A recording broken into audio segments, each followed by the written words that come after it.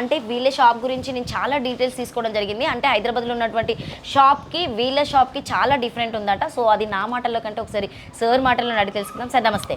నమస్తే మేడం. ఎలా ఉన్నారు sir? Fine, thank you. So VR pets అని పెట్టారు కదా, సో దాని మీనింగ్ ఏంటి?